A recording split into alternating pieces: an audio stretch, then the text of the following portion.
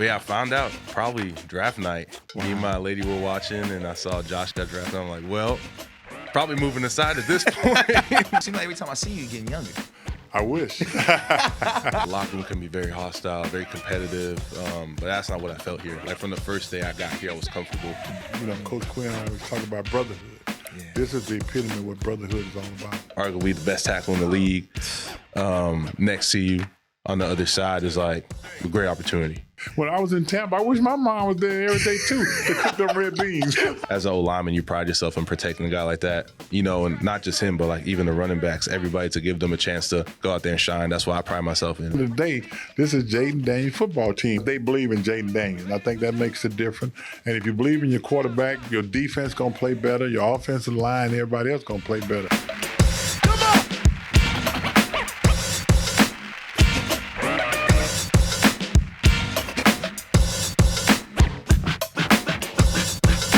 Commanders family, welcome in to season 3 of Next Man Up. Y'all been rocking with us. Y'all helped us get nominations for this and that, and we back with more. But this time, we are in the Big Bear AI Command Center studio, and we got a big body with us. Our offensive lineman is crazy. When you sat here last time, you was a rookie, but you're not a rookie no more. Welcoming in our next man up, Brandon Coleman. My brother, how you feeling? Good, man. Appreciate you. BC and BC. That's right. But like I said, man, last time we spoke, you had just put pen to paper. You were a rookie. You didn't even do Next Man Up last year because you were locked in on being a rookie. Now you're in year 2, your first full off season. What was it like? It was good. Kind of just get like 3 months off. That's like needed after that season. But it was good, man. Like I kind of knew what I had to work on. You know, like that first one where you kind of just get until you get drafted. Everything's going around. You have like your senior bowls and your draft stuff. You don't really know where you're supposed to go. Like then you get here and you're just kind of following orders. But you know, that off season was really big. Just like recover, knowing what I had to do, and then like also how to like work on my things coming back. Like kind of what I wanted to do, planning my life out. You know, you kind of know what's coming at you. Yeah, man, you got engaged, didn't you? That's right, yeah. Yeah, man, congratulations on that. Why was that something you wanted to take care of? Well, we actually got engaged in December 23, like right before. So right we kind of, yeah. So I got that, you know, kind of knocked out, not really out the way, but, you know, knocked out just because, you know, very hectic time coming along. But now we're able to start playing. We started playing in this past off season. So kind of gave us a year to get ourselves under our feet. She moved in with me in November. Congratulations, so appreciate it. So boy, doing grown man moves, huh? That's right. Got to at some point. Yeah, well, I mean, bro, listen, you're not a rookie no more, right? That year flashed by. Have you had a chance to really reflect on what your rookie year was, or have you just been so locked in on the next season that you haven't really got time yet? Nah, for sure. You know, those first couple like weeks, I went back home to Germany, obviously, and kind of just detached from everything. Yeah. Kind of reconnected with family that I wasn't really talking to just because, you know, the season gets kind of long and you kind of just try to stay in that tunnel. But when I came back, I went right back to training, just went back to Fort Worth. And that's kind of where I reflected on not just like my game, but also like where was at with like recovery things, connecting with people, because I'm already like a bad texter as it is. But, you know, it's important to like be there and talk to your family, to your friends, just because, you know, they worry about you, like what happens to you on the field, obviously. So there's a lot of things that I could reflect on, like how I live my life on and off the field a lot better going into the season, just being more structured, kind of knowing what's going, like coming on, just playing a lot better. What made that stand out to you, right? Like when you sit back and look at how the season went, what makes you say that, okay, I need to do these things like reconnecting with people, different things like that? What made you feel that way? Yeah, you know, it's just a lot of times where people were reaching out to me first. And it's just like, I was like, oh yeah, how you doing? It's like, oh, it's been like weeks since we talked. It didn't really like, I didn't notice it at first. So, you know, it's just important to me to have those people around and kind of, you know, because they're my support system, if they're friends or family. So it's also important to kind of let them into my world at times because everybody's excited. My family's really excited about the opportunity I got and the blessings I've been given. So, you know, it's also right for them to be here and kind of enjoy that too. That's kind of what the communication is about too. Not just like the materialistic stuff, but also just the moments, sharing practice, like how practice was, how games are, how my day-to-day is. Like they're interested in that stuff and they love me. So I also want to like give back to them to be able to be there. And I don't think a lot of people understand that aspect of what this game does, right? Because yes, you're an NFL player. Yes, you're making a good amount of money here, right? You're following your dreams, but you're also away from your family. You're also a young man who has family in another country and family in different places. You said your lady just moved in with you. Was there a time during last season where it hit you and you were like, man, I really need my community here? Was there a time? There was, like you said, like I'm from Germany, obviously. So like I'm really used to being away from family. Like I never really needed my family around. But last year I feel like was the first time where there's things like moving to my first like house, like actually signing the lease for it, having to do all these things. And my fiance wasn't moved into November. So I was alone. And there's like a lot of things I questioned about where I was like, I wish like my parents were here, or my sister. You know, she's 6 years older, so she already went through a lot of these things I'm going through, just planning life. And then my dad obviously was like an athlete. He knows about certain things. So, you know, having them around will make things a lot easier. But, you know, that's why they have phones. So that's why it's also important for me also just to call them, kind of get on the phone, get their opinions on things, and also just share some thoughts. And I think what helps too is being in a building where it is that family atmosphere. And that's what you hear from every guy in this building, 100%. Even ones that come in on their first day. They say, oh, this is different. This is a brotherhood, man. How have you been able to lean on your teammates, veterans, and things like that during those times where, you know, you have questions, where you're getting your first house. You've never been a rookie before. You've never been on the road doing this. How were you able to lean on your teammates? Yeah. I mean, you know, that's what a lot of guys have been saying that have been around the league. Is like, you want to, you know, the locker room can be very hostile, very competitive. But that's not what I felt here. Like from the first day I got here, I was comfortable. You know, it wasn't about like, oh, they drafted this guy, so he might be playing this position. It was just about welcome to the family. You know, a lot of guys last year were also coming in that offseason. So obviously like we were still gelling, which was cool. But yeah, there was never any talk about like on the field stuff and competitiveness. Obviously that's there. Like we're all competitors. We all want to earn a spot and play. But that was never really like a discourse in the locker room or like in our room. Like we're always just trying to make each other better. And for me, there's like guys like last year we had Cornelius Lucas who helped me a lot on the field. And then Nick and Drew, like they helped me a lot with just in general things like on the field. There's a lot of things that I was able to get better on. And like you said, when I had any questions about like, where's this around this area? Where can I get food spots? To like, how do I handle some financials now that I have like this set sum, you know, because they obviously have experience with that. So I thought I could go to anybody in this building about anything, you know, and get any type of information I need. Man, that's a beautiful thing to have too, especially for somebody like you who comes in and we know this is an athletic freak right here. This is somebody that is versatile. This is somebody that can play on any position on the offensive line. You got to play tackle, looked great, but then you come into this year and DQ says it, moving a big guy inside, man. We're going to take advantage of all that athleticism. First things first, when did you find out that you were going to be making a position change? And what was that like for you? Because you're still very young, man. That's tough to make those pivots. Yeah. You know, I'm just grateful I was able to play a lot of positions through college. So I kind of have some experience. Obviously, the next level is completely different, but you kind of already know certain things about the position. But yeah, I found out probably draft night. Wow. Me and my lady were watching and I saw Josh got drafted. I'm like, well, probably moving aside at this point. But, you know, I'm not really surprised by it because the first thing that I said when I got here, just like when we talked on the phone when they signed LT, is like, wherever y'all need me at, like, I'm cool with it. And they've been very great with communicating with me about everything, you know, giving me a lot of time in the off season to train, adjust to my position. You know, I was in Dallas working with an O-line guy, and that gave me enough time to work those 2 weeks with him at left guard to kind of get comfortable before coming in. So it's been really cool the way that they handled that, and also like tied me into a lot of those conversations. How has it been as the player, being on that field, being somewhere different? You said you got to work, but 2 weeks doesn't seem like a lot of time to prepare for a brand new position. What has it been like, man? It's been good. You know, like I said, I have some experience, and it's really just about getting back comfortable there. Like I always talk about, it's like aiming points are different. The way things happen, the quickness, the amount of strength is obviously different from tackle. Like a tackle, you dance a lot. You got to be patient. At guard, it's just getting your hands on somebody and just wrestling. So it's like getting that mindset, obviously change just takes, you know, camp is like the best part of it because you put pads on every day.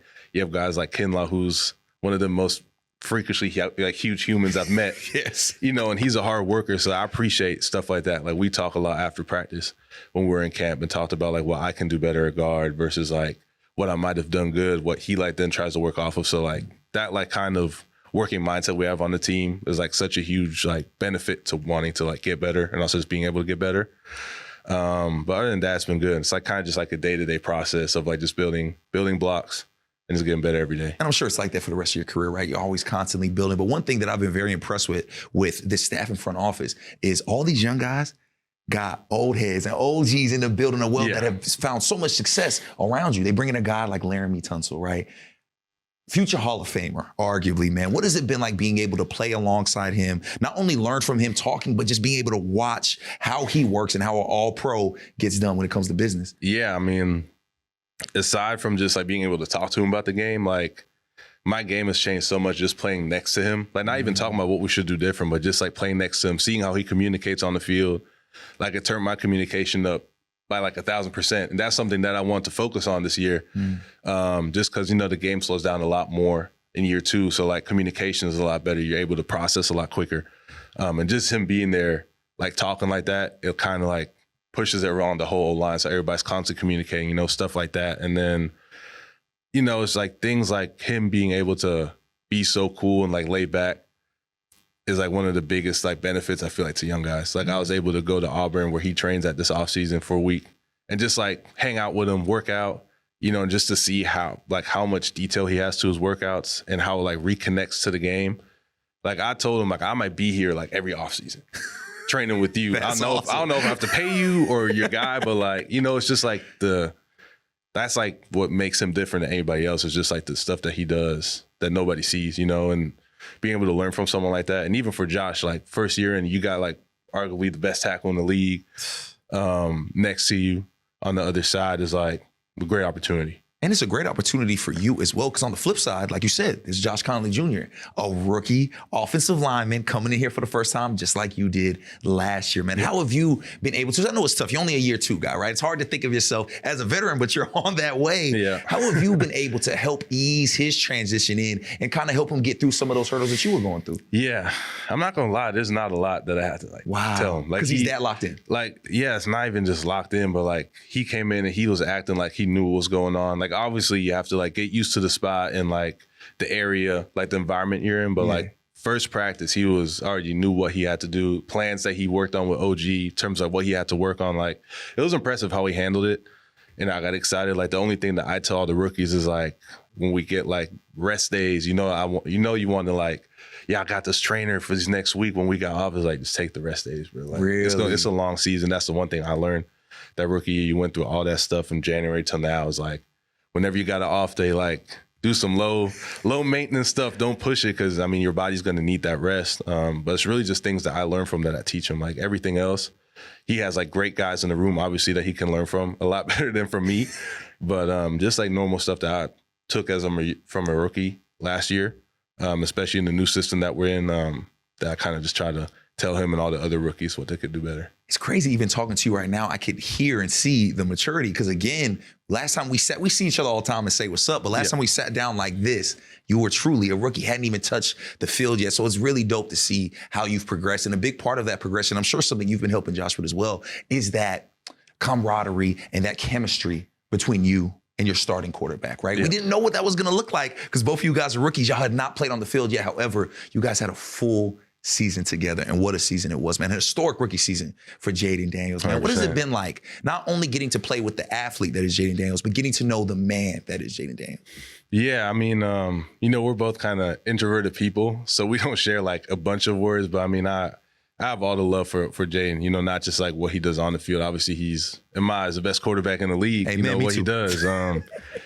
But off the field, like the things that he does for the community, the way that he handles the fans that come up to him, he always wants to give back. And, that makes you only want to play for such a guy even more and protect him because he goes through the lengths that he goes to put his best foot out there. And as an O-lineman, you pride yourself in protecting a guy like that, and not just him, but like even the running backs, everybody, to give them a chance to go out there and shine. That's what I pride myself in. It's like, as an O-lineman, I feel like if you're a true O-lineman, you don't need all that shine. Like you just want to make sure that the guys around you are able to perform. Because every play for us is a performance, but you need to be able to give them a chance.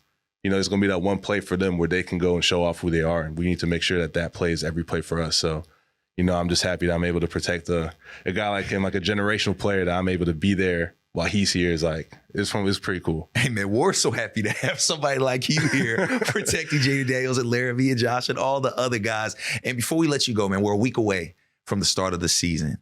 You're moving into a new position, man. What is Brandon Coleman's expectations for himself coming into year 2? Yeah, it's obviously I have like my positional things, like wanting to get better at the position every week. It's a building block throughout the year, which I saw last year too.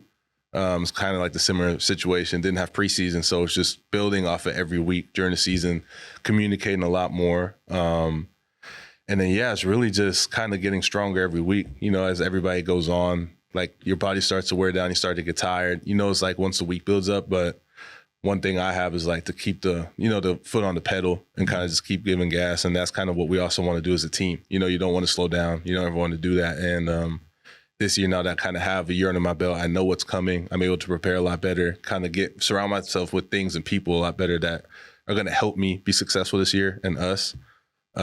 Just kind of do that this year, yeah. Brandon, man, we are so excited to see you continue to progress, man. What a rookie class last year was, and you were a big part of that, man. So we thank you so much. I don't think there was a better person to have as our first guest of season 3 of Next Man Up. Brandon Coleman, my brother, I appreciate you, man. Congratulations on the success. Congratulations on your future wedding that's coming up, man. It. And yeah, brother, just appreciate your time, man. Yeah, I appreciate you for having me. Commanders family, our Next Man Up. Now our inside guard, Brandon Coleman. Appreciate you, brother. Appreciate you.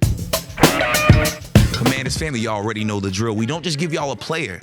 We also give you guys some of your favorite Washington legends. And this one right here is a Super Bowl champ, a Super Bowl MVP, and received an astounding honor earlier this month. Commanders family here with one of the best to ever do it. Change the game as we know it. NFL would not be the same without this guy. Mr. Doug Williams is in the building, man. How you doing? Doing well. Really good. Yes, sir. It's always good to see you. Seems like every time I see you, you're getting younger. I wish. But now I just got to roll with what I have. Yeah. Mr. Doug, we are just a week away from the 2025 NFL season. What has this offseason been like for you with all the things you are doing in the front office now? Well, you know what? It's exciting. Number one, I'm looking forward to the season to begin for what Adam and Lance and Coach Quinn has done with this team, along with David and everybody, man, and the pieces that they have added to go with the team that we already had in place. It's exciting. It says a lot about them as leaders and this team as a whole. And just to be a part of it, man, makes me feel real good. Mr. Doug, I love your perspective because you've been around longer than most people in this building. You have seen so many different things happen here for Washington. And now you're a part of this, almost a resurgence of sorts, man. What has that been like from you and your perspective after all you've been through with Washington? Well, let me say that I've been here going on 12 years. Wow. And I can say the first 10, I was in a position and you think that's the way that the league's supposed to be ran. Mm-hmm. But the last 2 years showed me a whole different perspective of how things are done. And the guys that are coming here in the ownership, man, you can't say enough about the ownership, what they have done with this team. Mr. Harris and all other guys that's partnered with him, man, has come in here and let them realize that the most important thing was this football team. Mm-hmm. And they put their money where their mouth was. And Coach Quinn and Adam and Lance and David, they did what they had to do along with all the scouts and everybody that's on the road.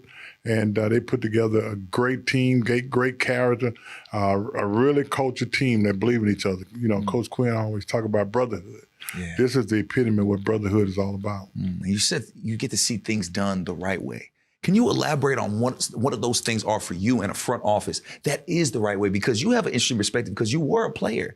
Mm-hmm. And now you're part of that front office. 2 very different worlds. How's it been? Well, for me, what I've seen along the way is how they choose players, per se. You had a team, you can have a team and you can just, this player, that player, because he's this, he's that, let's bring him in. But at the end of the day, they don't mix. And what has happened here, they make sure the guys that they bring in have good character, love football. That's the most important thing, and want to be a part of it. And the last 2 years, that had happened here, and I've seen it happen, man. It makes me feel good that at this stage of my career, I can see it done right and be a part of it.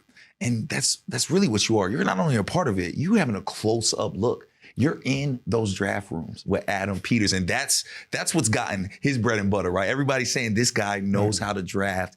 Getting to be in that war room, getting to be a part of this decision making, what has that been like for you? And how has it been watching a guy like Adam Peters really get into his own the first 2 years as a GM? Well, just listening to and listening and talking about the players, along with all the coaches that come in there and talk about the players, and whatever two-bit that you have, you can add it to it.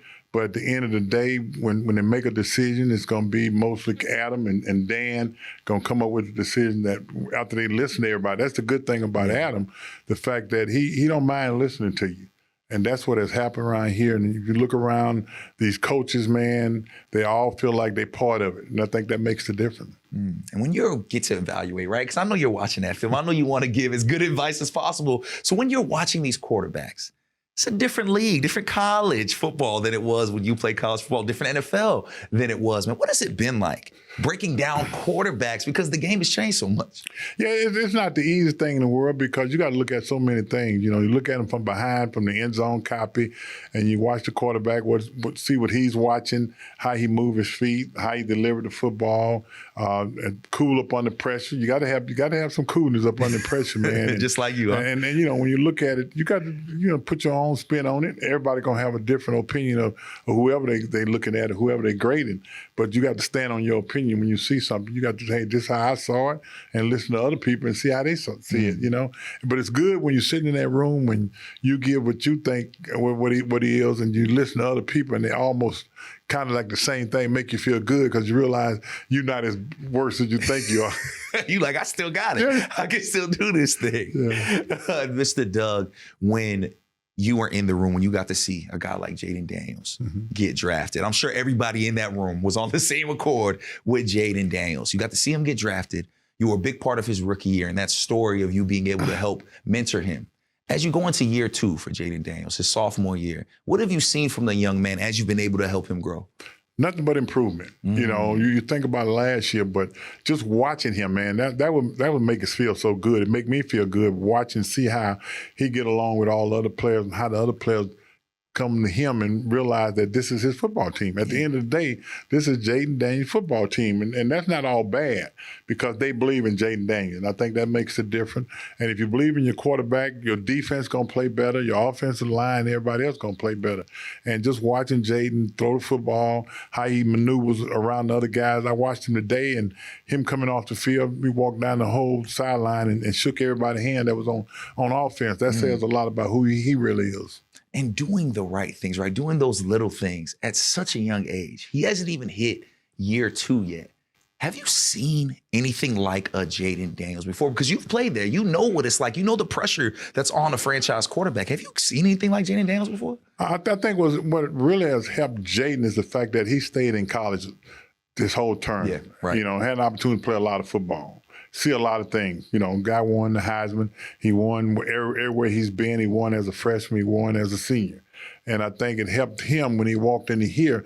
It was just a matter of him getting in here and making the adjustments of what the pro game was all about. And that was easy because Bobby Wagner and Zach Ertz and those guys made it easy for him to just relax and play football. And last year, you know, he did that. You know, you didn't see him rattle. You didn't see him get rattled. He wasn't in a rush. He played Jayden Daniels' game, and Cliff did a great job with him, and he gave him things that he can handle. And now is in his second year, and I think he can handle anything because the way he handles stuff, he's always cool up under pressure. You mentioned Zach Ertz and Bobby Wagner. Those are possibly 2 future Hall of Famers, right? And you're talking about them looking at Jayden, a rookie, as a leader. You've been a quarterback before. You've been in that huddle.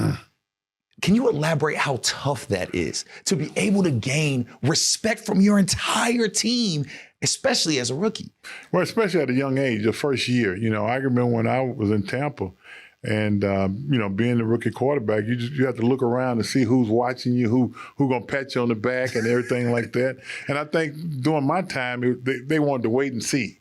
You know, it was one of those situations. Here, you know, they gravitated to him right away because they realized they had something special in Jayden. And, you know, Jayden had done it well in college, and they expect him to do the same thing when he got here.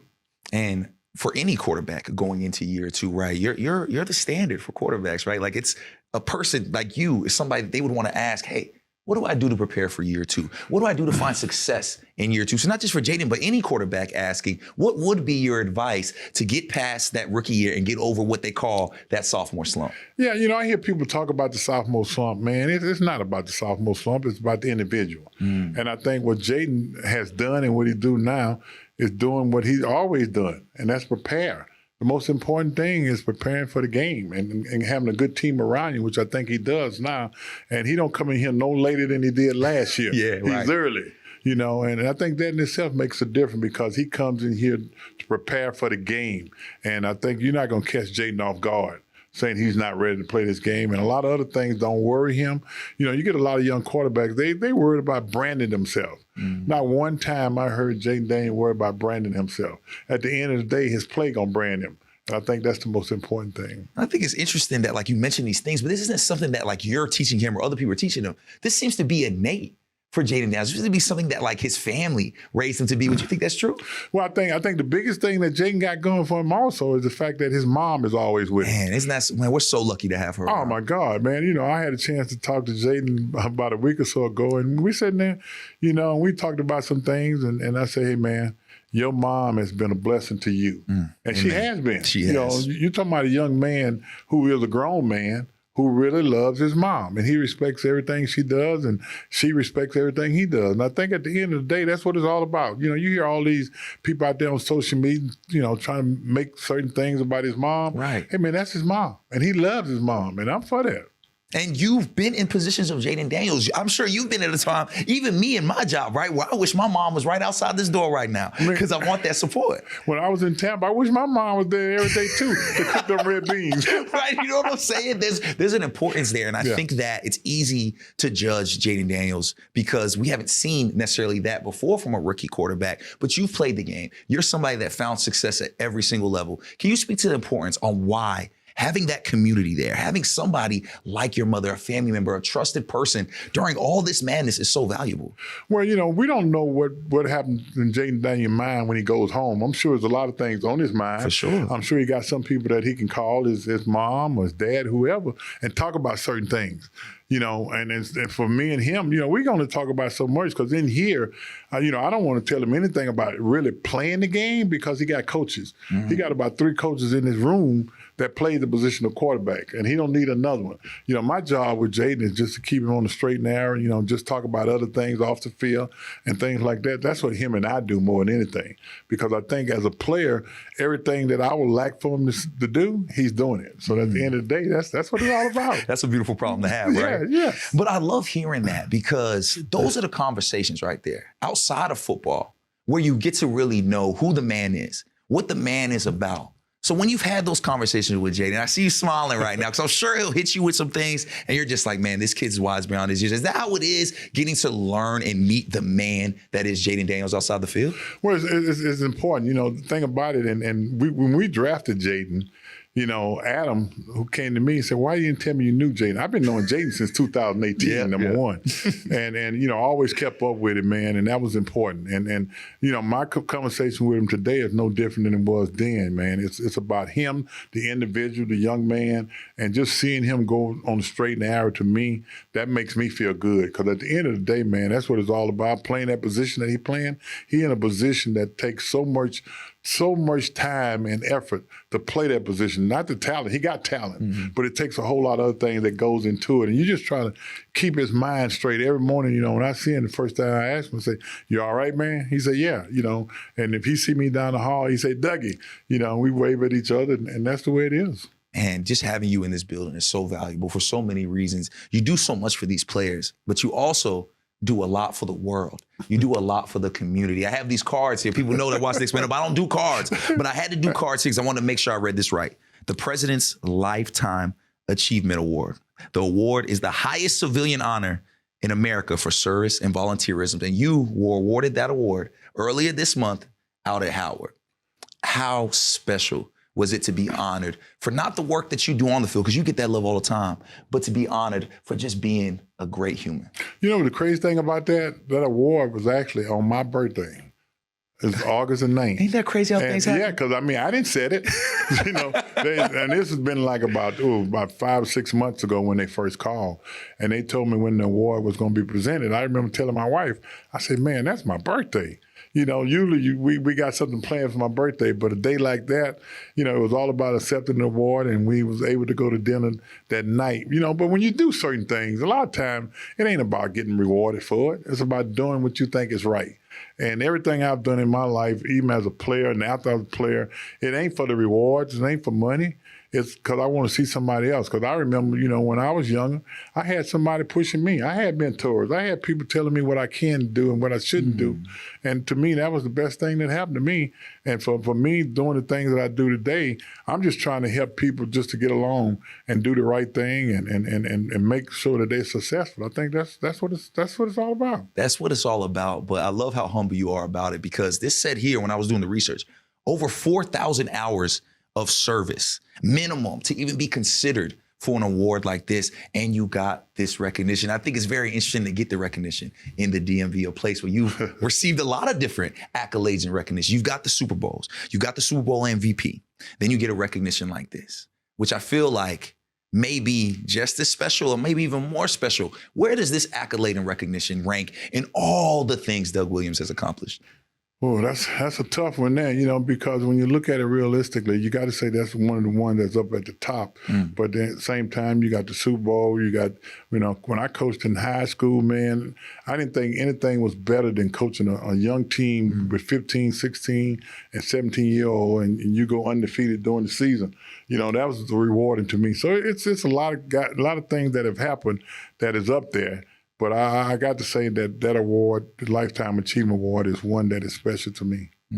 When you think of what drew you to say, I want to be a man of service, I want to service my community, I want to service this world. I know for me, my service comes from my father. He taught me how important it was to serve your community. Where does your need and want to serve the community come from? My oldest brother, to be honest with you, Robert Williams, man, and he's 84 years old, and even today he calls me about twice a week. I call him. If it was not for him, I can honestly say that I don't know whether or not I'd be sitting in this seat.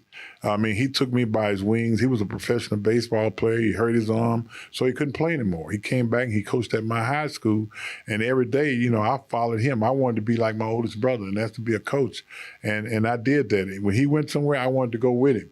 And when I got old enough to be able to participate, he made sure I did things right and wasn't going to stray away and get off the straight and narrow, If it was not for Robert Williams, and I tell anybody, I would not be sitting here. What would Robert Williams tell Doug Williams after finding out that you won an award like this? What would he say to you? Well, he was disappointed that he couldn't be here, number one. But the good part about it, they had it online, so he got a chance to see it. He got to stream it. Nice. Yeah, he called and say, he couldn't come, but he would love to have been there. I really think that for him, I have made him really proud, and to me, that means a lot to me because I know when I can see somebody who's proud of what I've done. And like I said earlier, I don't do it for the reward. You do it because you just want to help somebody. And, I can say we're all proud of you. And we're all so grateful for having you in the building, for all the things you do on and off the field for us. And another person that has really made this community home, because this community wasn't your home at one point in time. You're not from here, but another person who made this community home that's being honored week one is our guy, Santana Moss. Unbelievable, man. But you're talking about a real individual, man. He's the most down-to-earth guy, and he loves it here. And that's the good thing about it. 1986, I came to D.C. and I fell in love with the DMV and found out they loved me back. And that's what made it so good. That's what it's like being here, man. I can't think of a better place other than home to say home. D.C. means a lot to me and for what I've been able to do here in D.C. and the way the people have taken to me. Something that Santana always tells me is go where you're celebrated, not where you're tolerated. And he truly feels that way about the DMV. And we'll be able to celebrate him together as he joins you and others into the Ring of Fame, man. How great will that be? You got to see him play on the field. You got to see him advance as an analyst now. And now he's joining a very, very special honor, man. How happy are you to be able to welcome him into that? So deserving. Yeah. That's the most important thing when you look at it. And then when you listen to him on the podcast and everything else, man, you say, hey, man, and you look at his stature, man. He's bigger than his stature. That's the thing about it. You know, he lives bigger than his stature. For sure. When you listen to him and you look at him as a player and what he's done on the football field, you don't look at him as a small individual. You look at him as a big individual. That's how you got to take him. And that's the way I look at him. I got a lot of respect for Santana, man, and it just makes me feel good. And how valuable is it to have a guy in the building when you have a Jalen Lane, a rookie, right, that could be following his footsteps, a guy like Terry, who is currently following in his footsteps? How valuable is it to have a guy like Santana Moss, guys like Fred Smoot around here for these young guys to be able to pick their brain at any time? I think for the young guys, it goes a long way when they can look and see a guy who's done it. Makes them feel good, you know, and especially when, you know, they close to them, they can talk to them and ask them anything that they want to, man. That, people don't understand, as a professional player, it means a lot to them when they see guys who have played before them and did it well, to be on the sideline watching them do it. And I could tell you're prideful in a lot of things. You're proud of a lot of stuff. You have so many great things going on, and you've accomplished so much already. What is Mr. Doug, I call you Mr. Doug, what is Doug Williams most proud of? Man, you know what? The most proudest thing, to be honest with you, at this particular time is to know and to be able to watch my son become the quarterback coach in Atlanta.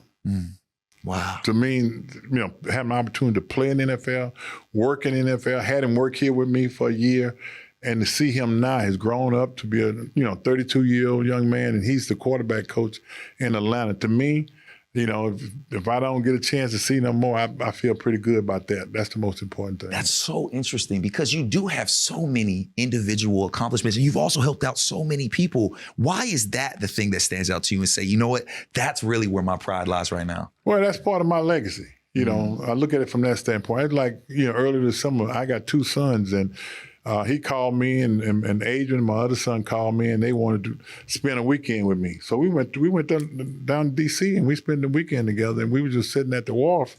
And he asked me, he said, Daddy, he said, what would you want your legacy to be? And the only thing I told him was, you know what, it's hard for me to say that, but I think whatever my legacy is going to be between when I was born and at the end in the dash. And I said, it all depends on what you want to put in it. And your kids are that legacy, man. You got your daughter out at man. USC, about to have a big season, man. How's it been watching her go into that star athlete role as well? Well, you know, like I said, I talked about my 2 sons, but ain't nothing like these 6 girls. Man. Now, you talk... You know, I laugh about it, but you know what? One thing I have found out, girls would take care of their daddy. Amen. Would take care of their dad. All 6 of them feel the same way. I think if there was a fist fight, they'll tell me to move back, Daddy. You too old for this. We got this. You know, and talk about my daughter out in SC, man. She's so excited. I'm looking forward to watching her. I got a senior that's at St. James Performance Academy now. You know, she got a couple scholarship offers. So it makes me feel good to watch the kids do what they're doing. I got a kid, I got a daughter in Baton Rouge. She coaches softball and track, and she got 2 kids, and every time you look up, they going to do something. I got a kid who's a counselor. Man, it's just been great just to know that what they're doing and watching them be proud of it. Like I always say, it's 8 kids, 6 of them has graduated college. I got 2 left. 2 left, and you're going to get there. A family full of greatness. Yeah. And I love hearing that about your legacy, but a big part of your legacy as well is the burgundy and gold. And all you did, all the sacrifices you made, all the hard times, all the stories that we'll probably never hear because they're too dark and too rough to even go back there and play it. But a big part of your legacy, again, is this burgundy and gold. When you look at where we're at now, the 2025 season, man, we made it to the conference championship for the first time in a long time. How are you feeling about the outlook of this team for this year? Well, you know, as being a part of this team, you know, worst thing, I think for fans, they can say Super Bowl and all that. But I think when you're a part of it, you ride with what's happening. Yeah. And it's, you know, it's too early to talk about the Super Bowl because we hadn't played the game yet. Not yet. The most important thing is playing the game. And let's see where it takes us. And I just feel good about this season with the teams that we have, the people that we have, and I'm sure number 5 makes a difference. And with Terry coming back and Debo and Ericks and all those people on offense, and you look over at the defense, what has happened there.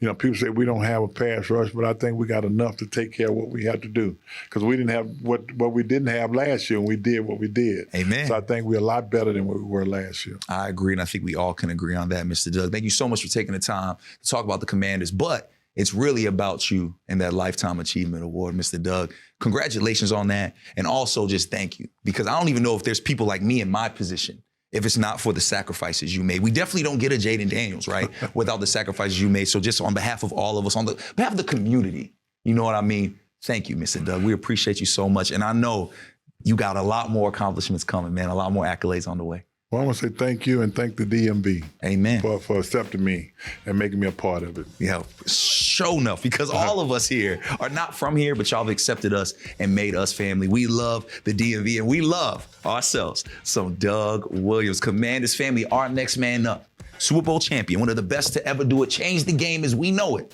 Mr. Doug Williams. Thank you, sir. Appreciate it. Commanders family, we hope you've enjoyed episode 1 of this new season of Next Man Up. We thank y'all so much for all of y'all love and support. Because of y'all, we were able to get nominated for not 1, but 2 People's Choice Awards for the Podcast Awards. Best Male Hosted and Best Black Male Hosted Podcast. That's all because of the love and support y'all continue to show us. And if you haven't yet, make sure you subscribe, make sure you download, make sure you follow anywhere you get your podcast, and of course to the Commanders YouTube page. I'm your host, Brian Coleman Jr., and this is season 3 of Next Man Up. Scratch is so nice, gotta hear it twice.